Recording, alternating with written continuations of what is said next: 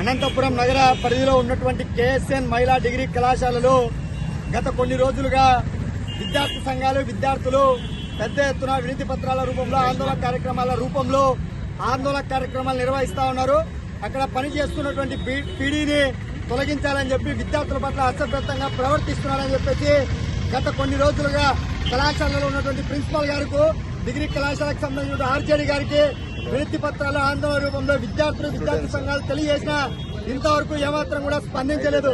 ఈరోజు ఐక్య విద్యార్థి సంఘాల ఆధ్వర్యంలో కలెక్టరేట్ కార్యాలయం దగ్గర మరి కేఎస్ఎన్ మహిళా డిగ్రీ కళాశాల పీడీ మరి శ్రీనివాస్ ప్రసాద్ ని సస్పెండ్ చేయాలని చెప్పేసి ఈరోజు ఏఎస్ఎఫ్ గా డిమాండ్ చేస్తున్నాం.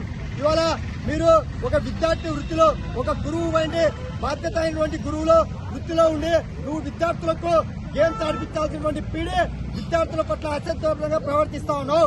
ఇవాళ వాళ్లకు సంబంధించినటువంటి కళాశాలతో విద్యార్థులు అక్కడ ఉన్నటువంటి క్రీడలు ఆడడానికి వస్తే నువ్వు ఇవాళ షూ లేస్ కట్టించుకున్నావు అని చెప్పేసి కొన్ని ప్రధానమైనటువంటి మరి వార్తా పత్రికలలో ప్రసారమైనప్పటికీ నేటికి కూడా ఇంతవరకు అతనిపైన ఏమాత్రం కూడా మరికి శిక్షణ ఏమాత్రం కూడా చర్యలు తీసుకోలేదు. ఇవాళ విద్యార్థులు అలా ప్రవర్తిస్తే ఎలా విచ్చేశారు?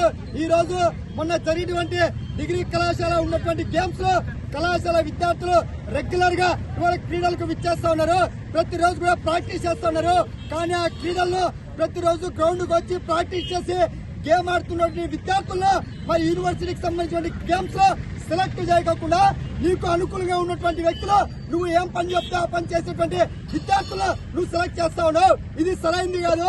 మరి క్రీడలలో ఇవాళ డిగ్రీ కళాశాలకు సంబంధించినటువంటి మరి పేరు గాంచినటువంటి కేఎస్ఎన్ డిగ్రీ కళాశాలలో దాదాపు 3,000 నుంచి 5,000 మంది విద్యార్థులు విద్యను అభ్యసిస్తున్నారు. కానీ ఎందుకు అక్కడ మహిళా పీడీని ఏర్పాటు చేయలేదు? ఇదే ఈ రోజుగా ఏఎస్ఎఫ్ గా డిమాండ్ చేస్తున్నాం. కేఎస్ఎన్ మహిళా డిగ్రీ కళాశాలలో మహిళా పీడీని ఏర్పాటు చేయాలా?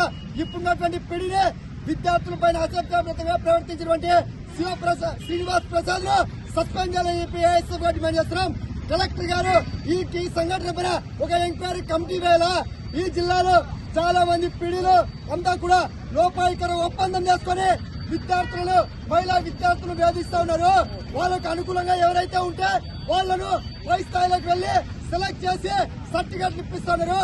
ఇక్కడ అంటే గేమ్ సరిగా ఆడకపోయినా మాకు సంబంధం లేదు, పీడీలతో సఖ్యతగా ఉంటే మాకు సర్టిఫికెట్లు వస్తాయనేటువంటి భావన ఈ జిల్లాలో ఉంది. దాన్ని తొలగించాల్సిన బాధ్యత జిల్లా కలెక్టర్ గారి పైన ఉంటుంది. తక్షణమే ఈ సంఘటన పైన విచారణ జరిపించాలని చెప్పి ఏఎస్ఎఫ్ గా డిమాండ్ చేస్తా ఉన్నాం.